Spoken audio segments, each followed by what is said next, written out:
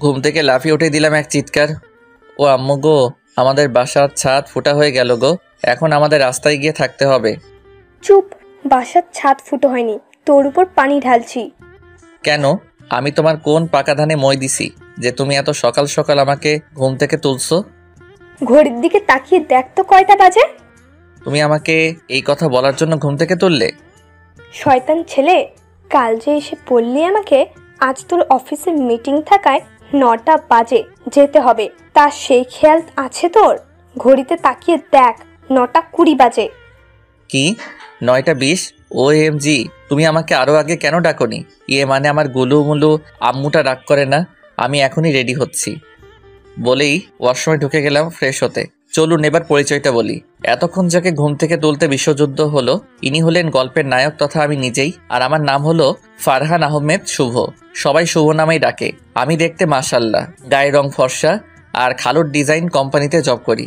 আব্বুর নাম দেলোয়ার, মায়ের নাম সাজেদা বেগম, গৃহিণী। চলুন গল্পে ফেরা যাক। ওয়াশরুমে থেকে রেডি হয়ে বাইরে এসে আম্মুকে বললাম, আম্মু আমি চললাম। নাস্তা করে যাবি না? এখন নাস্তা করতে বসলে হয়তো জবটাই হারাতে হবে, তার থেকে ভালো আমি অফিস রুম থেকে বসেই পিয়নকে ডেকে কিছু কিনে খাবো। তারপর আমি হাঁটা দিলাম বাসা থেকে। কিছু দূর এসে রিকশায় চেপে বসলাম। এমনিতে প্রতিদিন হেঁটেই যাই, আজ লেট হওয়ায় রিকশা নিয়ে নেই। রিকশা থেকে নেমে অফিসের নিচে এসে ঘড়ির দিকে তাকিয়ে দেখি 10টার বেশি বেজে গেছে। মাথার ভিতরে একটা চিন্তা শুরু হলো। গতকালকে স্যার সবাইকে বলেছিল আজকে নাকি সে ডিজাইন দিবে অফিসের নতুন বস নির্বাচন করে। আমি হব না এটা আমি নিশ্চিতভাবে জানি, কিন্তু কে এই নতুন বস এগুলো ভালোভাবে ভেবেই ভিতরে ঢুকলাম। আমি ভিতরে ঢুকে চারদিকে একবার নজর দিলাম, দেখলাম সবাই কাজ নিয়ে বিজি, তাই সোজা আমার কেবিনে চলে এলাম। কাজ করতে থাকলাম অফিসের। ল্যাপটপ নিয়ে যেই বসবো তখন আসিফ ভাই এসে বলল, শুভ ভাই, আপনাকে বস তার রুমে ডাকছেন। আমি আর আসিফ ভাই একই ডিপার্টমেন্টের। আসিফ ভাইয়ের কথায় বুঝতে পারলাম কিছু একটা হতে যাচ্ছে। আচ্ছা, নতুন বসটাকে? তুমি গিয়ে নিজে দেখে নাও। আসিফ ভাই তারপর আমার কেবিনে থেকে চলে গেল তার কেবিনে, তাই আমিও আর দেরি না করে সোজা চলে গেলাম বসের কেবিনে। কিন্তু কেবিনে ঢুকে দেখি বস অন্যদিক হয়ে ফাইল দেখছেন। তাই আমি বললাম, বস আমাকে কি আপনি ডাকছেন? আমার এই কথায় বস চেয়ারটা আমার দিক করে বসলো। আমি তো অবাক, কারণ আমাদের বস তো একজন মেয়ে, আর মেয়েটা অন্য কেউ না, সে হলো আমার জুনিয়র খালাতো বোন উমা। তাই আমি তার অনুমতি না নিয়ে চেয়ারে বসে পড়লাম। আমার বসা দেখে উমা দাঁড়িয়ে পড়ল, তাই আমি বললাম, আরে বসো তো, বড়দের এত সম্মান করস? এটা কি নিজের বাসা পেয়েছেন নাকি? কি যাতা বলছিস উমা? কয়েক মাস ধরে জব করছেন যে আদব কায়দা হয়নি? এটা অফিস। একে তো দেরি করে অফিসে ঢুকলেন, আবার বেয়াদবের মতো দরজায় নক না করে ঢুকে পড়লেন, তার উপর অনুমতি ছাড়া চেয়ারে বসে পড়লেন। আর আমার নাম মিস উমা চৌধুরী। কিন্তু আমি তো খালু থাকলে একই কাজ করি। মিস্টার শুভ, সেটা আপনার আর তার ব্যাপার। এখন যেহেতু অফিসটা আমার, সো এখন থেকে আমি যা বলবো তাই করতে হবে। চেষ্টা করবো উমা। উমা নয়, ম্যাম হই আপনার। আর শোনেন, অফিসের পর থেকে দেরি হলে আপনাকে আর আমার অফিসে দরকার পড়বে না, সেটা মাথায় ভালো করে ঢুকিয়ে নিয়েন। আমি লেট করব কি করব না সেটা আমার ব্যাপার, আপনার যা খুশি করতে পারেন। আমার এ কথায় উমা আমার দিকে এগিয়ে এসে দাঁড়িয়ে বলল, শোনেন মিস্টার শুভ, এই নিয়মটা শুধু আপনার নয়, অফিসে থাকা সকল কর্মজীবীদের জন্য। তারা পারলে আপনি কেন পারবেন না শুনি? সেই কৈফিয়ত আপনাকে দেওয়ার প্রয়োজন বোধ করি না আমি। ডিসগাস্টিং। এই কথা শুনে আমি চলে যেতে লাগলে উমা বলে ওঠে, আপনাকে কি আমি যেতে বলেছি যে আপনি চলে যাচ্ছেন আমার কথা না শুনে? রাখুন আপনার কথা। বলেই কাচের দরজাটা টেনে চলে এলাম নিজের চেম্বারের রুমে। কম্পিউটারের সামনে মাথায় হাত দিয়ে বসে পড়লাম। তাই দেখে আসিফ ভাই বললেন, ভাই কি হয়েছে আপনার, কোনো সমস্যা? ভাই বস তো অনেক রাগী তো। কেন, কি হয়েছে ভাই? আর ভাই বললেন না, একটু দেরি হওয়ায় হাজারো কথা শুনতে হয়েছে আমাকে। আবার চাকরিটা নিয়েও টানাটানি করছে সে। ও এই ব্যাপার, তোমরা তো খালাতো ভাই বোন। কিন্তু অফিসে নয়। মানে একটু ক্লিয়ারলি বলো। তারপর আমি আসিফ ভাইকে ভিতরে আমার সাথে যা যা হয়েছে সমস্ত কথা বললাম। আসিফ ভাই শুনে একটু হেসে বলল, ভাই তিনি সবার সাথে ভালো ব্যবহার করেছেন, সেওয়ায়ে আপকে বিনা। সো সামনে আরো বিপদের মুখোমুখি হতে হবে, বোঝাই যাচ্ছে। রেডি থাকেন কেমন? ভাই বুঝি না, আমি আমার সাথেই বা এত করা। যদি এমন ব্যবহার পাই তাহলে আমি নিজেই চলে যাব অফিস ছেড়ে। তারপরও আমি কারোর নিয়মে আবদ্ধ হতে পারবো না। ভাই আমার মনে হয় আপনি আর ম্যামের কিছু একটা ছিল, যদি বলেন তো। ছিল, কিন্তু সেটা একটা লম্বা কেস। আর সেটা কলেজ টাইমে হয়। বলুন তো ভাই তাহলে। অন্য এক সময় বলি ভাই। ভাই এখন শোনার জন্য ইন্টারেস্ট আমি, পরে হয়তো কাজও থাকতে পারে। আসিফ ভাইয়ের কথা শেষ হলেই শাকচুনি ম্যামটা হাজির হয়ে বলতে লাগলো, এটি কি অফিস নাকি গল্পের কারিগরি জায়গা? Sorry ma'am. আর আপনি তো মনে হয় সরি বলাটাও শেখেননি, তাই না? আমি কাউকে সরি টরি বলি না। ভুল করবেন আবার সরি বলতেও পারবেন না আপনি। ভাই সরি বলে দিন। ভুল করলে তো সরি বলবো। অফিসের টাইমে কাজ না করে দুজন গল্প করছেন, সেটা কি ভুল নয়? কাজ শেষ করে কথা বলছি। ও তাহলে কাজ শেষ আপনার? জি ম্যাম। তারপরে উমা তার রুমে গিয়ে একটু পর আবারও বের হয়ে এসে আমাকে একটা ফাইল ধরিয়ে দিয়ে বলল, এটা নতুন প্রজেক্টের ফাইল, সবকিছু ঠিকঠাক করে 2 দিনের মধ্যে জমা দিবেন আমার কাছে। শুনেন ম্যাম, আমি কারো ধরা টাইমলি কাজ করি না। ধরা টাইমলি যদি দেন তাহলে আমি পারবো না প্রজেক্ট কমপ্লিট করতে। উমা আমার কথা একটা নিঃশ্বাস ছেড়ে বলল, ওকে, কিন্তু আমি এই ফাইলটা একটু তাড়াতাড়ি দিয়েন। ওকে, আই উইল ট্রাই। উমা চলে গিয়েও আবার ফিরে এসে, আর হ্যাঁ, মিস্টার শুভ আর মিস্টার আসিফ। তারপর উমা যা বলল তখন সেই কথাটা আমি কেন আসিফ ভাইও শোনার জন্য প্রস্তুত ছিলেন না। আপনাদের দুজনকে আজকে ডিনারে আব্বু বাসায় আসতে বলেছেন। আসিফ ভাইও তার কাজে মনোযোগ দিল, তাই আমি বসেরা থেকে ফাইলটার পৃষ্ঠা উল্টাতে লাগলাম। ফাইলটা এদিক সেদিক করতেই লাঞ্চ টাইম হয়ে গেল, তাই ফাইলটা বন্ধ করে রেখে আমি আর আসিফ ভাই চলে গেলাম রেস্টুরেন্টের ভিতরে গিয়ে বসে পড়লাম। আচ্ছা ভাই, কি অর্ডার দিব? পিৎজা অর্ডার করি?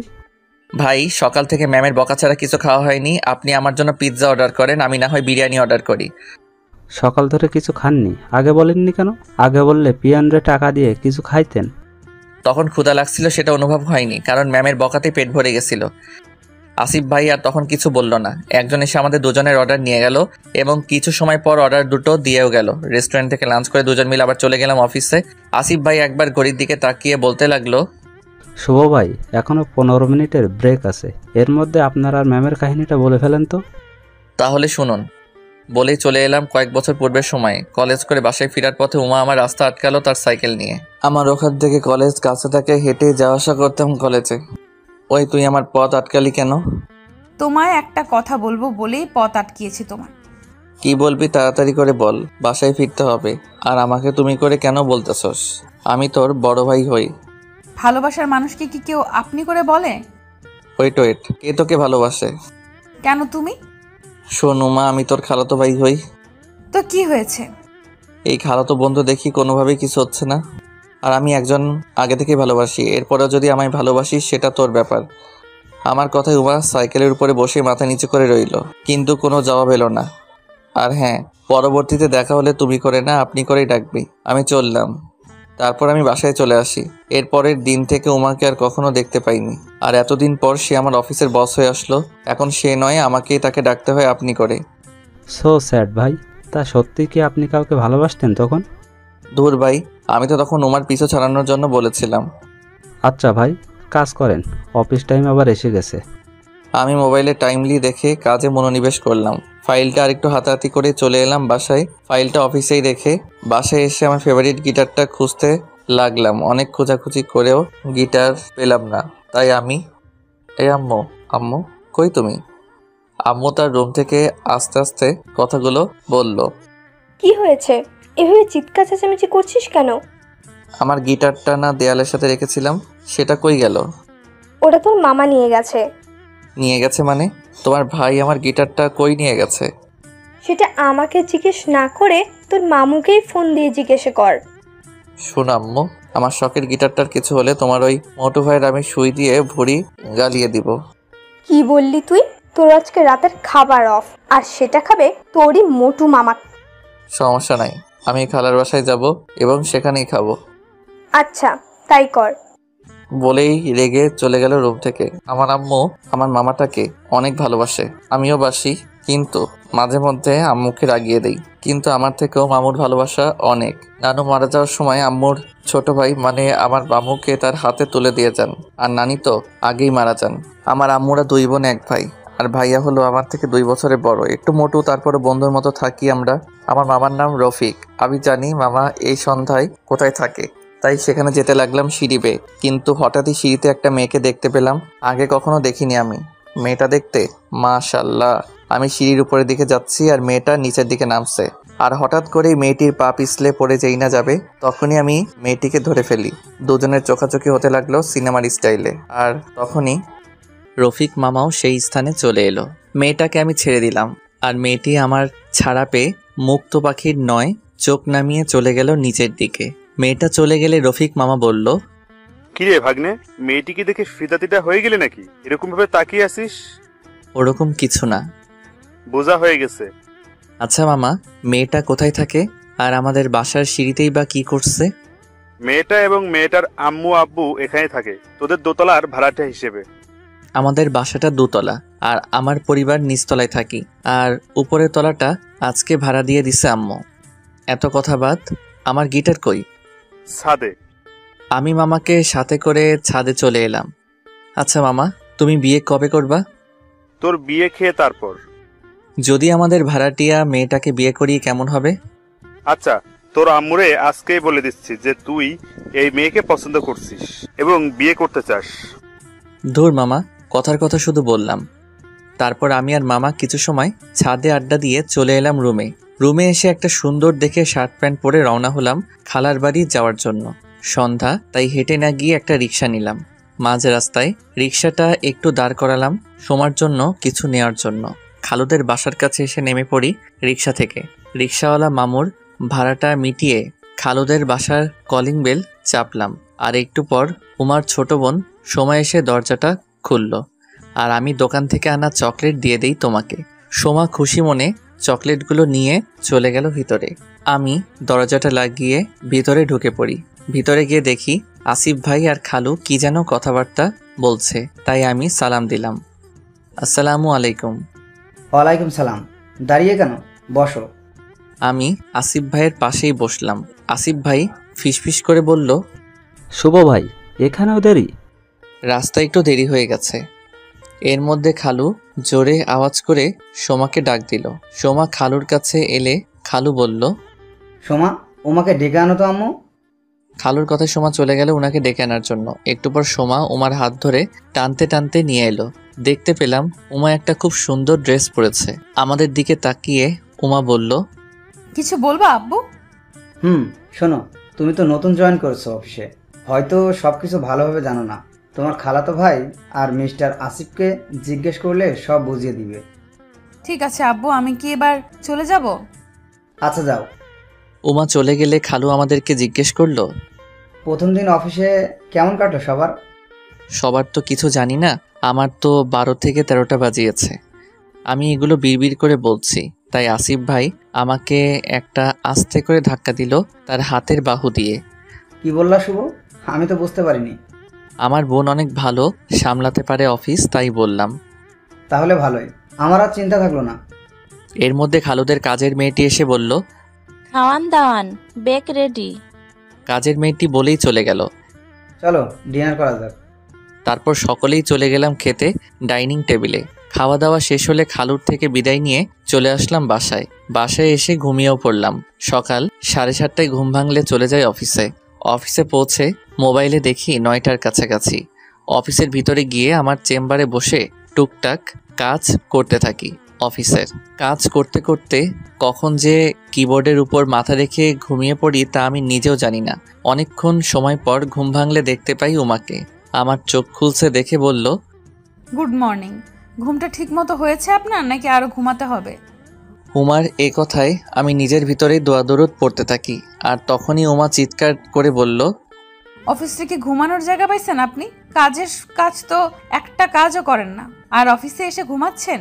বেতন তো শুধু শুধু দেয় অফিস কর্মকর্তা। চোখটা লেগে গিয়েছিল একটু। চোখ লেগে গেলে কফি খেয়ে নিতেন, নাকি অফিসের কফির বিলটা আপনি পে করেন? আর হবে না ম্যাম। আমার কথা শুনে চলে গেল রেগে মেগে উমা। সবাই তাকিয়ে রইল আমার দিকে। আমি ধমক দিয়ে বললাম, আমি কি চিড়িয়াখানার বান্দর? সবাই এরকমভাবে কেন তাকিয়ে আছেন? কাজে মন দেন সবাই। আমার এ কথায় সবাই কাজের দিকে মনোযোগ দিল। তারপর আমি আসিফ ভাইকে বললাম, ভাই ম্যাম এসেছে, আমাকে কেন ডাকেননি?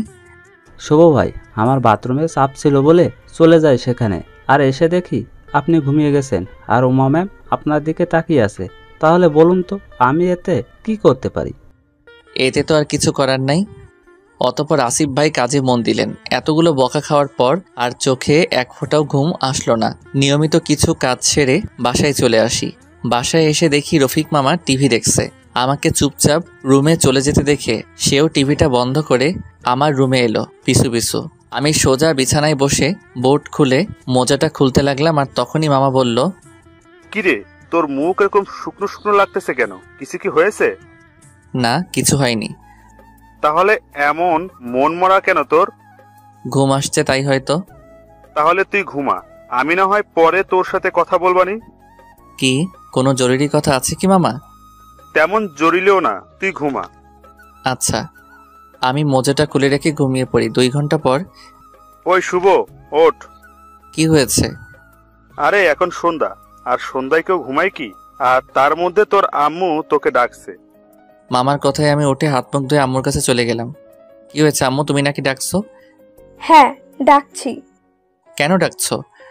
এই নে, বিরিয়ানি আছে, এগুলো আমাদের ভাড়াটিয়াদের দিয়ায়। আম্মু দুজনের মতো প্লেটের বিরিয়ানির বাটিটা আমার হাতে ধরিয়ে দিয়ে, এই জন্য আমার ঘুম ভাঙিয়েছ? হ্যাঁ, এজন্যই। তোমার ভাইকে বললি তো সেই দিয়ে আসতো। ঠিক আছে, কিন্তু ওর একটা প্রেস্টিজ আছে। আর আমার প্রেস্টিজ নাই বুঝি? এত কথা বাদ দিয়ে যা বলছি তাই কর, তা না হলে। আর বলতে হবে না, আমি যাচ্ছি। তারপর ভদ্র ছেলের মতো কোনো উপায় না পেয়ে বিরিয়ানির বাটিটা নিয়ে ভাড়াটিয়াদের দরজার কলিং বেল চাপ দিলাম। দরজাটা খুললো সেই সিঁড়িতে ধাক্কা খাওয়ার মতো মেয়েটি। আমাকে দেখে বলল, আরে আপনি? আমাকে চিনেন বুঝি? চিনবো না কেন? আপনি তো বাড়িওয়ালা আঙ্কেলের ছেলে। আর কিছু জানো?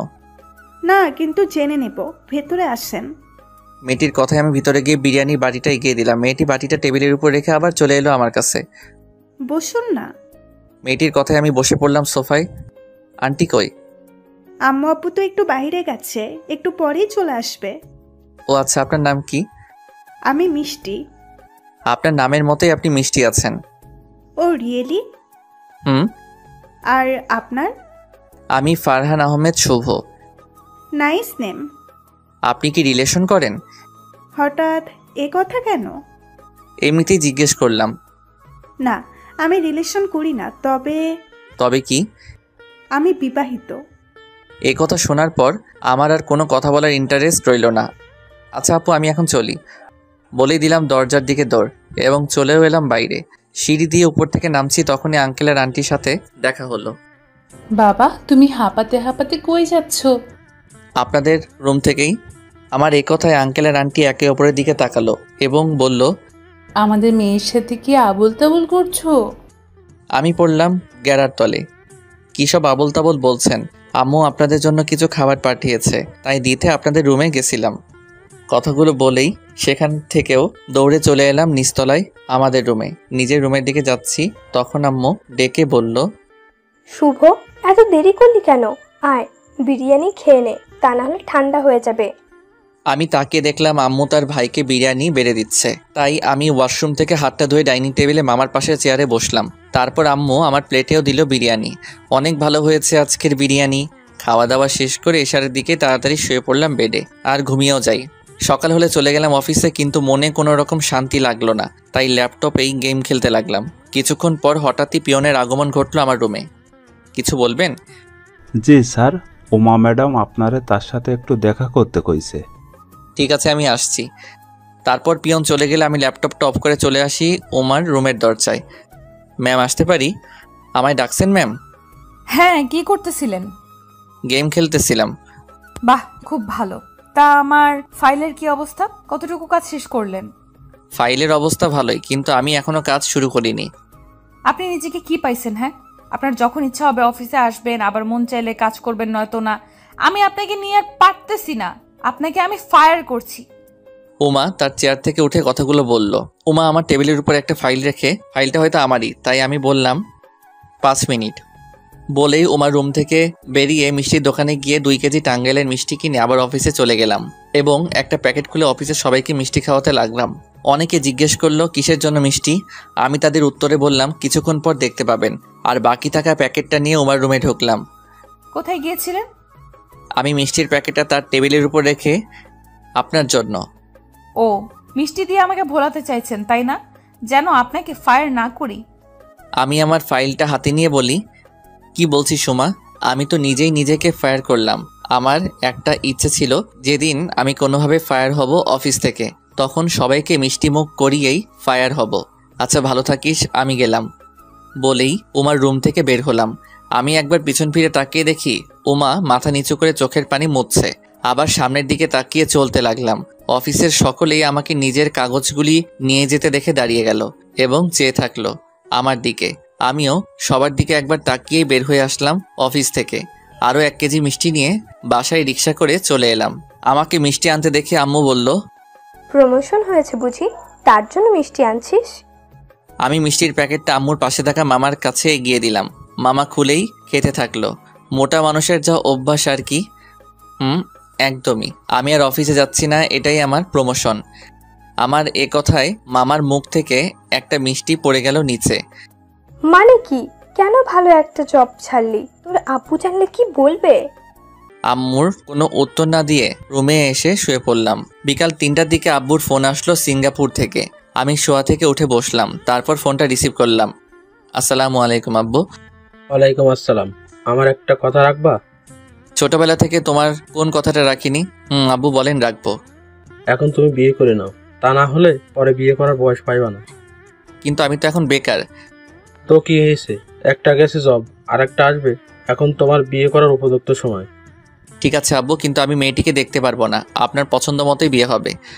অনেক খুশি হলাম। আর মেয়েটিকে আমার দেখাই আছে।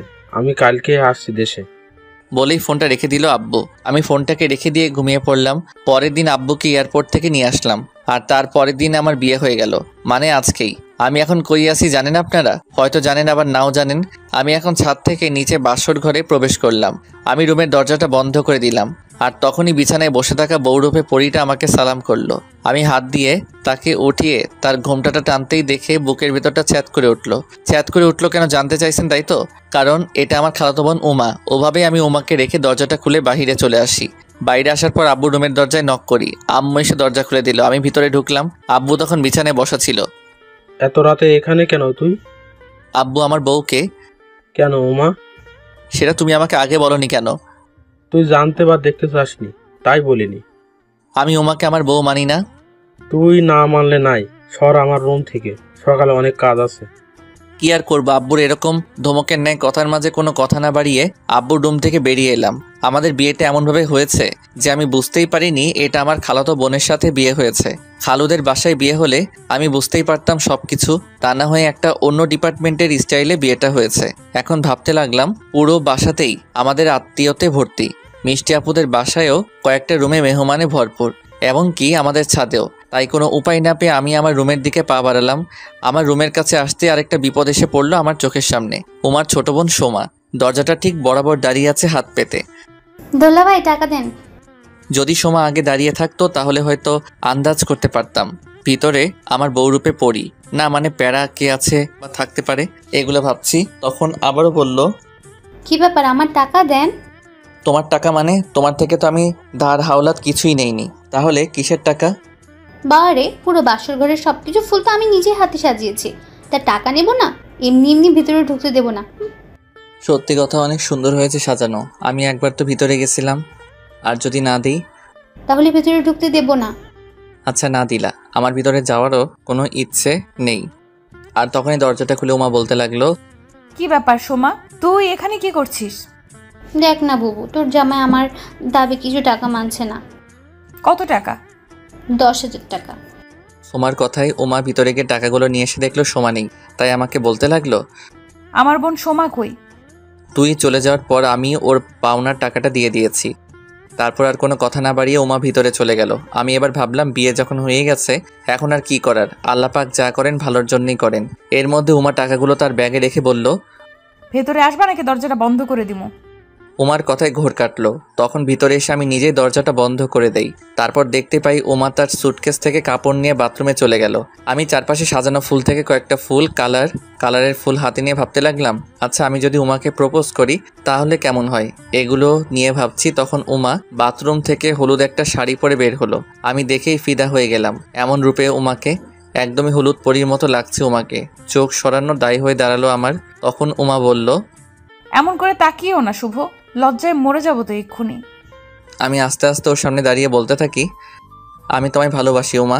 সবাই তো লাল গোলাপ দিয়ে ভালোবাসার কথা বলে, কিন্তু আমি তোমায় লাল গোলাপ না সাদা গোলাপটা দিতে চাই। উমার হাতে ফুলটা দিয়ে তারপর দেখলাম উমার চোখ দুটো আমার দিকে এক দৃষ্টিতে তাকিয়ে আছে, আর মুখে একটু একটু করে হাসি ফুটে উঠেছে। তারপরও বলতে থাকি, সাদা শুভ্রতার রং, আমাদের সম্পর্কটা শুরু হোক শুভ্রতা দিয়ে। তারপর কমলা ফুলটা উমার হাতে দিয়ে বলতে থাকি, কমলা পাগলামি আমাদের সম্পর্কে, পাগলামিটা অটুট থাকুক। তারপর একটা ফুল হলুদ ফুলটা উমার হাতে দিয়ে বলতে থাকি, হলুদ রংটা কিন্তু সবার আগে চোখে পড়ে জানো তো। যেমন করে আজকে তুমি হলুদ শাড়ি পরেছো আর আমাকে নিজের করে নিয়েছো, আর এখন শুধু আমার চোখ তোমার দিকে আটকে আছে। তারপর লাস্ট ফুল লাল ফুলটা উমার হাতে দিয়ে বলতে থাকি, লাল গোলাপ, এটা হচ্ছে আমার ভালোবাসার রং। আমি তোমায় কতটা ভালোবাসি সেটা বোঝানোর জন্য। আমার এতগুলো কথা বলার পর উমা বলে উঠল, থাকবে আমার সাথে সারা জীবন? যদি আল্লাহ তাআলা চান তো। তারপর উমাকে আমি নিজের কোলে করে বিছানায় নিয়ে গেলাম। তারপরে সিনটা না হয় নাইবা বললাম, যদি বলি তো সবাই অসভ্য ভাববে, আর গোপন বিষয় না বলাটাই উত্তম। আপনারা কি বলেন? বাসর রাতে যা যা করতে হয় সব কিছু করে ফেলি। উমা ক্লান্ত হয়ে আমার বুকে তার মাথাটা রাখলো। আমি উমার মাথার চুল হাত দিয়ে খেলা করতে করতে উমাকে জিজ্ঞেস করি, তুমি যে আমায় ভালোবাসো সেটা তোমার আর আমার ফ্যামিলি কিভাবে জানতে পারলো? না মানে এটা আমার শুধু জানার ইচ্ছে নয়, আমাদের গল্পটা যারা পড়ছেন 500+ লোক জানতে ইচ্ছুক। আচ্ছা শোনো তাহলে, তুমি যেদিন অফিস থেকে চলে গেলে তখনই আমি কান্না করতে থাকি। আর আধা ঘন্টা পর আমার আব্বু আমাকে সারপ্রাইজ দেওয়ার জন্য চুপি চুপি আমার কেবিনে আসে, কিন্তু ভেতরে এসে তিনিই সারপ্রাইজ হয়ে যায়। আর তখনও আমি কান্না করতেছিলাম। আমার আব্বু আমার কান্না একদমই সহ্য করতে পারেন না, তাই তিনি আস্তে আস্তে করে বলতে থাকে, কি রে মা, তুই কাঁদছিস কেন? তোর কি হয়েছে? আমি ভাবতেই পারিনি আব্বু এভাবে অফিসে আসবে এবং আমার কেবিনে চুপি চুপি আসবে, তাই তাড়াতাড়ি করে চোখের পানি মুছে নিয়ে বলতে থাকি, কই না তো আব্বু, কিছু হয়নি। না, তোর তো কিছু হয়েছে, সব কিছু খুলে বল আমাকে। তখন দৌড়ে গিয়ে আব্বুকে জড়িয়ে ধরে বলতে থাকি, আব্বু আমি শুভকে ভালোবাসি, কিন্তু শুভ অফিস এবং আমার চোখের সামনে থেকে চলে গেছে। আমি শুভকে ছাড়া বাঁচবো না, প্লিজ পাপা শুভকে এনে দাও না। তুই শান্ত হ, আমি দেখছি বিষয়টা। বলে আব্বু আমার থেকে নিজেকে ছাড়িয়ে নিয়ে তোমার আব্বুকে সমস্ত ঘটনা বলে, আর তার ফলস্বরূপ তোমাকে আজকে পেয়েছি। তাই তো বলি, হঠাৎ আব্বু সিঙ্গাপুর থেকে বিয়ের বিষয়ে কথা বলছিল কেন? বিড়বিড় করে কথাগুলো বলতে লাগলাম। কি ব্যাপার, কি বিড়বিড় করছো? তেমন কিছু না। আচ্ছা অনেক রাত হয়েছে, ঘুমাও। তারপর দুজন দুজনকে জড়িয়ে ধরে শুয়ে থাকলাম।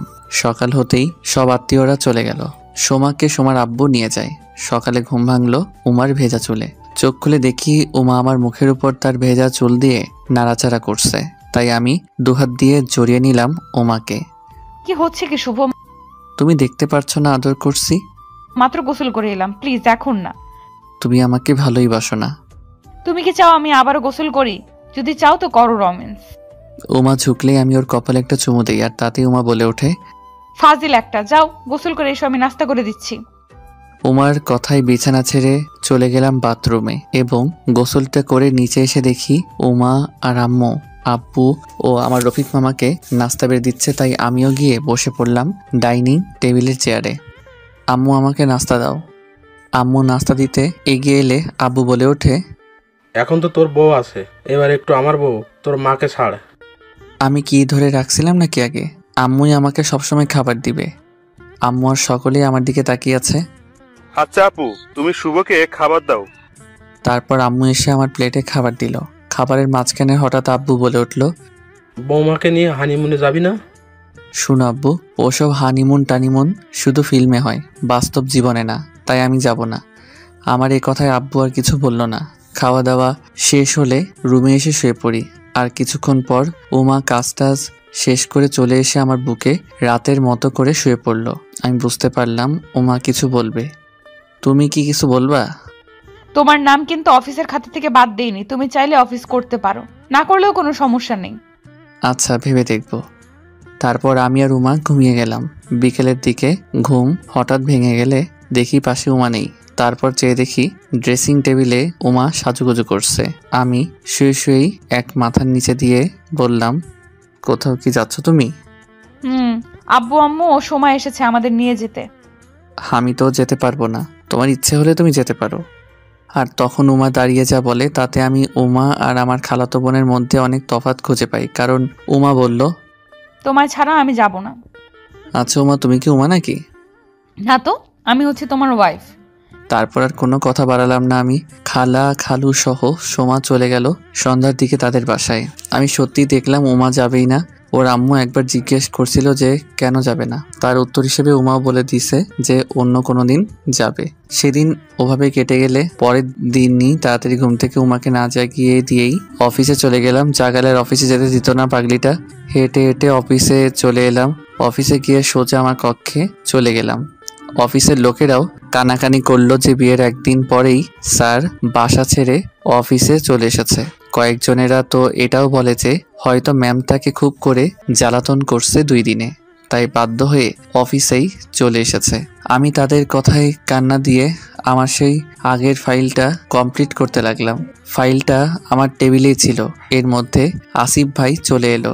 তার সিটে বসে আমাকে দেখে বলতে লাগলো, কি ব্যাপার শুভ সাহেব, কেমন কাটলো বিয়ের দিন? ওই মিয়া, আমাকে সাহেব বলেন কেন? আরে ভাই চেতেন কেন? ম্যামের বাবা পটল তুললে তো, এরপর আপনিই তো সাহেব হবেন। পটল কি? আরে ভাই সেটাও বুঝেন না? পটল হলো ওপরের টিকিট। সেটা পরের কথা। আর বিয়ের দিন খুব ভালো কাটছিল, যা বলে বোঝাতে পারবো না। আচ্ছা তাহলে তো খুবই ভালো। আগের সেই ফাইলটা নাকি এটা? হ্যাঁ আসিফ ভাই। ওকে, কাজে তাহলে আর ডিস্টার্ব করব না, আপনি করুন কাজ। তারপর আমি কাজে মনোযোগ দিলাম। সেদিন 5 ভাগের 1 ভাগ ফাইলটার কাজ সেরে বাসায় নিয়ে এলাম সাথে করে। বাসায় এসে কলিং বেল চাপলাম। তার 2 সেকেন্ড পরেই উমা এসে দরজা খুলে দিল এবং একসাথে কয়েকটা প্রশ্ন ছুড়ে দিল আমার দিকে। সারাদিন কই ছিলা? ফোন কেন বন্ধ? আমাকে বলে যাওনি কেন? আমি কত চিন্তা করছি তুমি জানো? উমা এক নিঃশ্বাসে সবকিছু বলল। আমি উমার সাইড কাটিয়ে রুমে চলে এসে ফাইলটা বিছানায় রেখে বোর্ডটা খুলে ফেললাম। আর ওদিকে উমা দরজাটা বন্ধ করে রুমে এলো। দুপুরে কিছু খাইছো? আমার কথার উত্তর দাও, তারপর বলবো। অফিসে গেছিলাম আর ফোনটা বন্ধ রাখছি।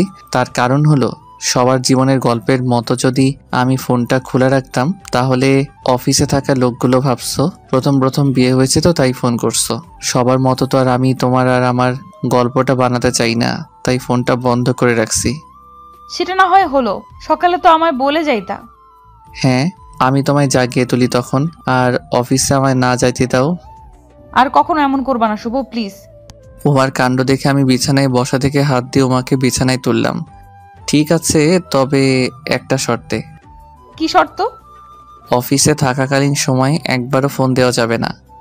ঠিক আছে, দিব না। চলো না, সকাল থেকে কিছুই খাইনি আমি। তাহলে চলো, আজ না হয় আমরা দুজন রেস্টুরেন্টে যাই। ঠিক আছে। তারপর আমি আর উমা আব্বু আম্মুকে বলে বেরিয়ে পড়লাম। আমি উমাকে বলেও রিক্সাতে উঠাতে পারিনি, ও নাকি হেঁটে হেঁটে যাবে। তাই কি আর করার, উমার সাথে কথা বলতে বলতে চলতে লাগলাম। আমরা দুজন হাঁটছি। তখন আসিফ ভাইকে একটা মেয়ের সঙ্গে হাঁটতে দেখে আমরা দুজনেই আসিফ ভাইয়ের সামনে গিয়ে দেখতে পাই, আরে এটা তো উমাদের অফিসের ম্যানেজমেন্টের মেয়েটা, আর তার নাম তুলি। আমাদের দেখে ভূত দেখার মতো চেয়ে থাকলো দুজনেই। কি ব্যাপার আসিফ ভাই, তুলি ম্যাডামের সাথে কই যাচ্ছেন? না মানে একটু সামনেই। তা সামনে কই? একটা মুভি রিলিজ হয়েছে, সেটাই দেখতে। আচ্ছা যান, আর হ্যাঁ বিয়েটা করে নিয়েন তাড়াতাড়ি, তা না হলে পরে তুলির বিপদ হয়ে যেতে পারে। ঠিক আছে ভাই। তারপর আমি আর উমা ওদের সাইড দিলাম। ওরা চলে গেল। উমাকে নিয়ে পাশের রেস্টুরেন্টে খাওয়া দাওয়া করে বাসায় চলে এলাম। এভাবেই কয়েকদিন চলে গেল। সকালবেলায় আমি অফিসে যাওয়ার জন্য রেডি হচ্ছি, তখন উমা আমাকে বলল, তোমার অফিসে যেতে খুব কষ্ট হয় তাই না? হঠাৎ এ কথা বললা কেন? আব্বু তোমাকে বাইক গিফট করতে চাচ্ছে, তুমি প্লিজ না করো না। শোনো উমা, আমি খালুর কাছ থেকে কিছু নিতে পারবো না। তাকে বলে দিও আমি টাকা জোগাড় করে নিজেই কিনে নিব। তুমি রেগে যাচ্ছ কেন? আমি না করে দিবানি। তারপর উমার কপালে একটা চুমু দিয়ে কমপ্লিট ফাইলটা হাতে নিয়ে বেরিয়ে পড়লাম। অফিসে চলে গেলাম। অফিসের বসের কেবিন ফাইলটা জমা দিয়ে আমার কেবিনে এসে ল্যাপটপের ভিতরে কিছু কাজ করতে লাগলাম। কিছু কাজ করা হলে বস তার রুমে রাখলো। আমিও কাজ ছেড়ে উঠে তার কেবিনে চলে গেলাম। এখন আসিফ ভাই অফিসের বস। আমি বসের রুমে গিয়ে চেয়ারে বসে পড়লাম। শুনুন মিস্টার শুভ, ফাইলটা সব কিছু ঠিকঠাক, তবে কি আসিফ ভাই? এই নিন আপনার প্রমোশন লেটার। আসিফ ভাই আমার দিকে একটা খাম এগিয়ে দিয়ে আমি তো মহা খুশি। আমি সেটা নিয়ে একটা উমার জন্য গিফট নিয়ে বাসায় চলে এলাম। গিফটটা নিচে রেখে উমার চোখ বন্ধ করে নিয়ে এলাম সেখানে। গিফটটার কাছে উমাকে এনে ওর চোখের বাঁধনটা খুলে দিলাম। উমা গিফটটা দেখে ওর মুখে হাত দিয়ে, এটা তো একটা বাইক। আর এটা তোমার জন্য। তুমি কষ্ট পাইছো, আমি মানা করে, তাই না? না না, আমি কোনো কষ্ট পাইনি।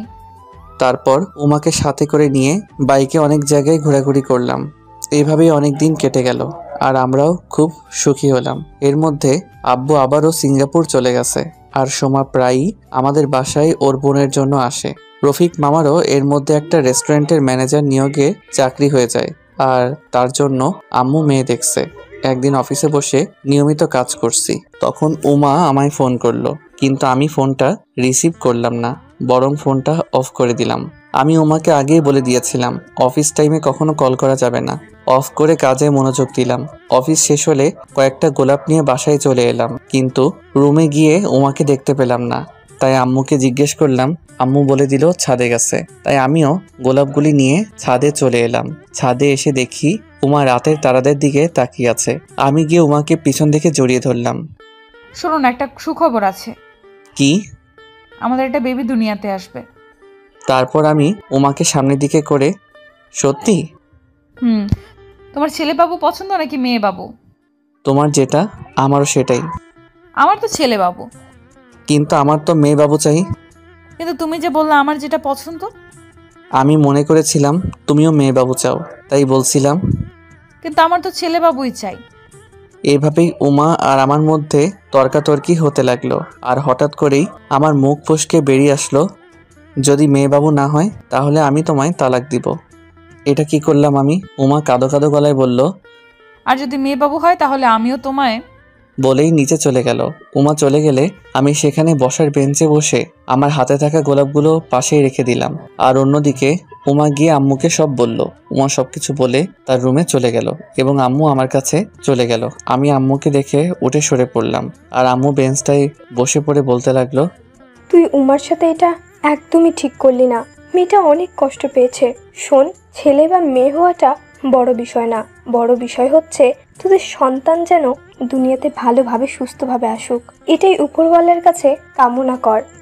আমি আম্মুর কথাগুলো খুব মনোযোগ দিয়ে শুনলাম এবং আম্মুর কথাগুলো কলিজায় এঁকে গেল। এটা তুচ্ছ কথা একদমই নয়, এটাই হচ্ছে সবচেয়ে সেরা কথা। জি আম্মু। আর হ্যাঁ, ভুলটা যখন তুই আগে করেছিস তাই উমার কাছে গিয়ে সরি বল। আমি আম্মুর কথা মতো যেতে লাগলাম। তখন আম্মু ডাক দিয়ে, এটা উমার জন্য এনেছিলি তাই না? আম্মু। তারপর আমি আম্মুর হাত থেকে ফুলগুলো নিয়ে নিচে রুমে চলে গেলাম। রুমে এসে দেখি উমা বিছানায় জড়সড় হয়ে কাঁদছে। আমাকে দেখে উমা তার হাত দিয়ে চোখগুলো মুছছে। আমি উমার কাছে গিয়ে, শুনো না, আই এম সরি প্লিজ। কিন্তু উমা কোনো কথা বলল না, আবারও উল্টো দিকে বসলো। আমি বিছানায় উঠে ওর মুখটা দুহাত দিয়ে ধরে দেখি চোখগুলো লাল টমেটোর মতো লাল হয়ে গেছে। আল্লাহ আমাদের ছেলে বা মেয়ে সন্তান দেয়, আমরা একজনকে না চেয়ে চাইব আল্লাহ তাআলা যেন আমাদের সন্তানটাকে সুস্থভাবে দুনিয়াতে আনেন, চাই সেটা ছেলে বা মেয়ে হোক না কেন। সত্যি। সত্যি। এরপর এভাবেই আমাদের জীবন কাটতে লাগলো আর আমাদের টুইন বেবি হলো, তাও যমজ, একজন ছেলে আর একজন মেয়ে। আমাদের পরিবার আর আমরাও অনেক হ্যাপি হলাম। দোয়া করবেন আমাদের জন্য।